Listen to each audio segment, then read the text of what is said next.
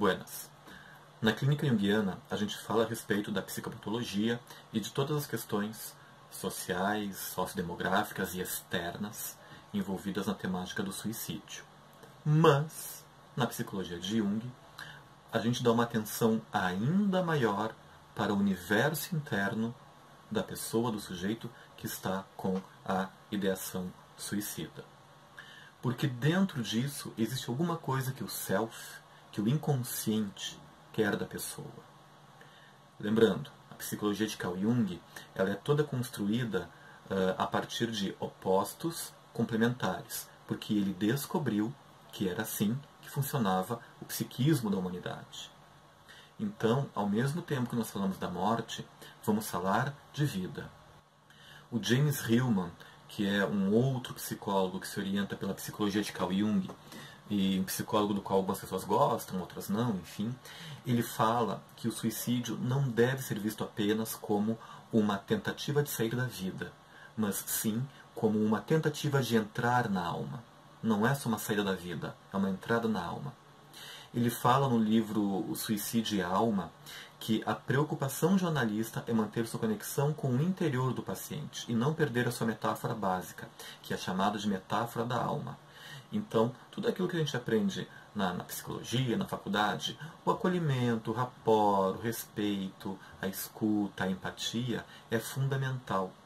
Porque ao mesmo tempo que nós vamos ouvir o paciente, e é tudo aquilo que ele quer, que o seu ego quer, nós temos que ouvir o que o inconsciente quer dessa pessoa.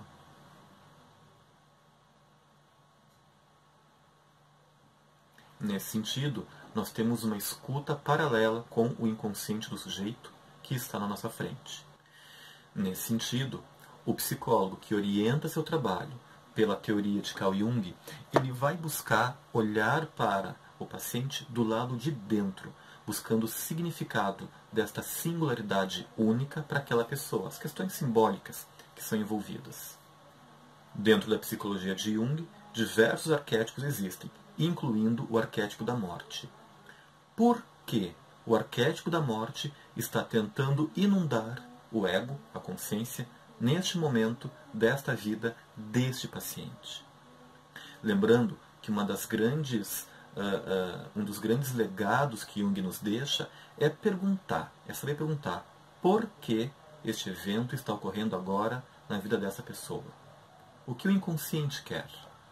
E como eu disse anteriormente, poder falar sobre o suicídio, e isso está demonstrado em artigos científicos e estudos feitos no mundo todo, ajuda a diminuir a angústia com relação ao tema que uma pessoa pode trazer. E ela se sente acolhida e compreendida diante de suas questões. E o tema morte, o tema suicídio, ele é um tabu na nossa sociedade porque nós não falamos dele com naturalidade e não encaramos de frente. Para nós, psicólogos, que trabalhamos com saúde mental o ano todo, é normal falarmos de morte, suicídio, drogas, abuso sexual. Mas para as pessoas que não estão acostumadas com essa temática, não é normal.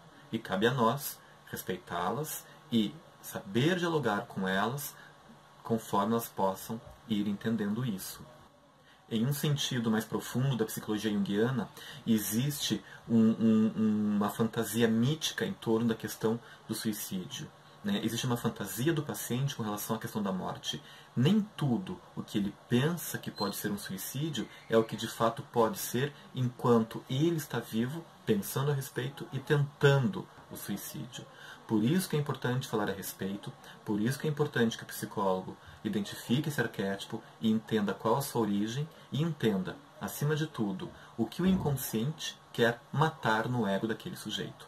Porque sim, para a psicologia junguiana, não há uma necessidade de morte biológica, mas sim uma profunda necessidade de transformação que está sendo exigida pelo self, que está sendo exigida pelo inconsciente daquela pessoa, e cabe ao psicólogo, junto com o seu cliente, paciente, na clínica, descobrirem o que o inconsciente está pedindo que seja deixado de lado. O que ele está pedindo que seja morto de modo simbólico, porque a morte ela é simbólica e não biológica. A pessoa é levada a um conjunto de dores e sofrimentos que a faz não ver outra saída que não seja a morte biológica.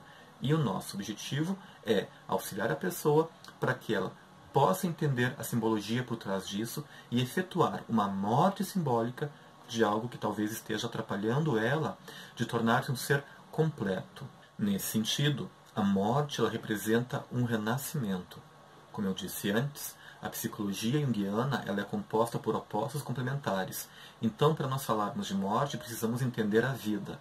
Para falarmos de vida, também temos que entender a morte. Então, é importante investigar o dia a dia dessa pessoa, suas relações familiares, de trabalho, na escola, seus sonhos, suas frustrações, o que ela desejava e alcançou, o que ela nem imaginava que poderia alcançar e alcançou. E é estudando a vida desse sujeito que nós podemos, junto com ele, compreender o que não está mais servindo para esta fase de vida. O que o teu inconsciente quer tirar de ti, porque do ponto de vista do inconsciente já não serve mais para ti e tu ainda não entendeu isso. E a angústia, a dor, o medo, que podem levar a uma ideação suicida, surgem justamente dessa não compreensão do que está sendo exigido agora para essa fase de vida. É o que o Jung fala em diversas partes das suas obras a respeito do pensamento unilateral. O que nos leva ao sofrimento é termos um pensamento unilateral que não leva em consideração o que o inconsciente quer, o que os arquétipos estão solicitando. A partir do momento que o psicólogo que orienta o seu trabalho pela psicologia de Jung consegue identificar qual arquétipo está por trás da ideação suicida, ele consegue dar contingências para que o seu paciente consiga, nesse momento, navegar pela temática do suicídio, pela temática da morte com segurança, com calma, junto com o terapeuta, né, para juntos descobrirem quais as exigências desse arquétipo. O que ele está pedindo para que seja liberado, transformado. Em último caso, nós estamos falando dos processos alquímicos que têm que ocorrer dentro da alma para que o sujeito saia transformado, mais completo e, digamos, apropriado do seu processo de individuação. Eu não gosto do termo empoderado, porque eu acho que está sendo corrompido hoje em dia, não se está entendendo exatamente a palavra empoderamento. Então eu prefiro esse outro termo, né? Apropriado disto para si, para a sua vida. Isso, gente, é uma questão de autoaprimoramento, onde a compreensão da morte simbólica vai deixar o ego, a consciência livre de elementos que já não servem mais para ela, para que o self possa preencher esses espaços vazios, agora com outros elementos que são mais apropriados para este momento de vida desta pessoa. Então nós estamos falando aí também de um processo de completude, onde o ser vai se tornar mais completo, né? Ou, como eu gosto de dizer, vai tornar-se uma versão revista e ampliada de si mesmo. Mas é importante que aqueles elementos que já não servem mais sejam deixados de lado, que não estejam mais atrapalhando novas partes que têm que surgir, que têm que entrar na consciência humana. E com relação à morte, temos que lembrar aquela entrevista, a primeira entrevista que Jung dá, a primeira grande entrevista dele para a televisão, que ele deu para o John Freeman, pela BBC de Londres, de 1959. Mas lá para o final, eles estão falando a respeito da morte, e o Jung fala que a morte ela é uma necessidade psicológica, a morte física, né? Mas que ela tem que ocorrer no momento certo. E cada dia nós devemos viver como se fosse o último, com alegria, com expectativa. É exatamente isso que ele fala. A expectativa do desconhecido é que nos mantém vivos, nos mantém jovens, nos mantém com saúde e nos prepara para a grande aventura que se encontra à nossa frente após a morte biológica. Porque Jung fala de modo bem claro que ele não acredita que com a morte biológica do corpo a consciência deixe de existir. Até porque ela não está presa aos parâmetros da biologia. Ela continua, de algum modo, ela se expande. E ele não era o único que dizia isso. Temos que lembrar que o Freud fala de uma existência não orgânica da consciência. Ensinaram isso para vocês na faculdade?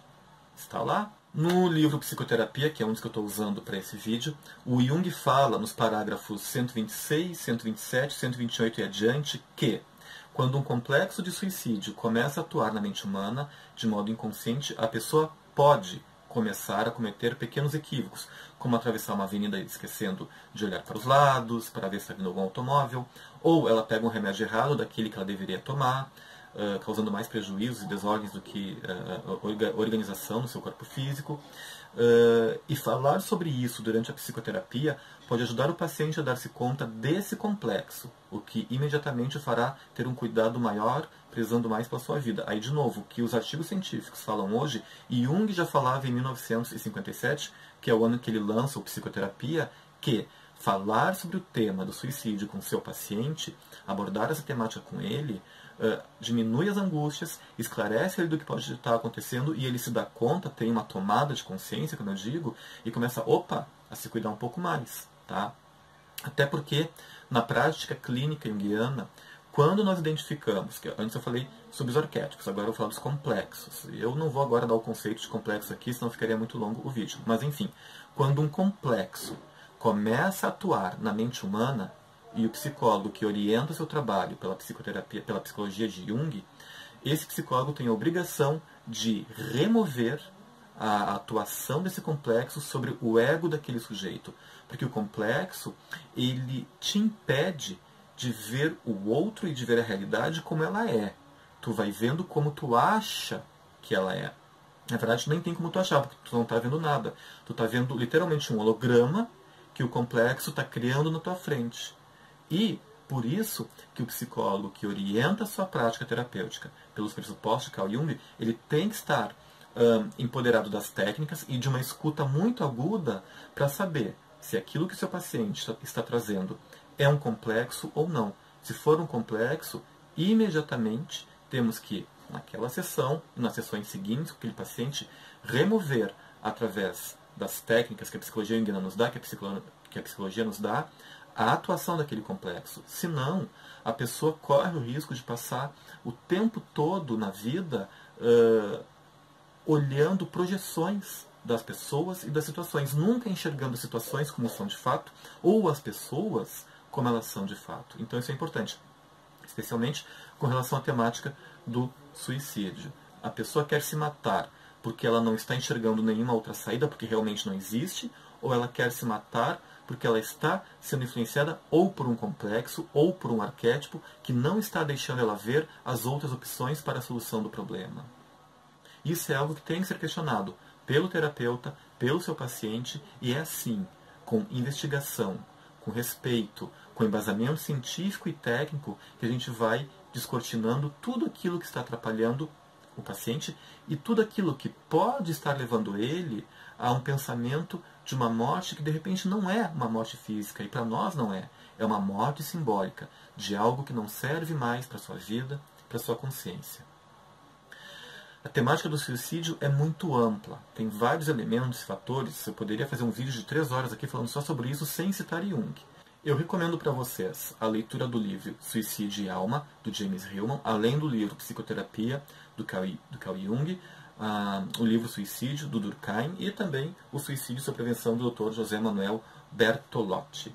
Ok? E vou deixar aqui embaixo os artigos científicos que eu dei uma lida, que eu busquei também informações, para vocês também poderem ler e conhecer um pouco mais a respeito disso.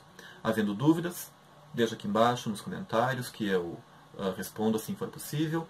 Se inscreve no canal, deixa um like no vídeo, pode compartilhar à vontade. E eu tenho disponibilidade para palestras, workshops, bate-papos, aonde me chamarem. Havendo agenda, eu vou. Ok? Eu sigo tomando meu café e até nosso próximo vídeo.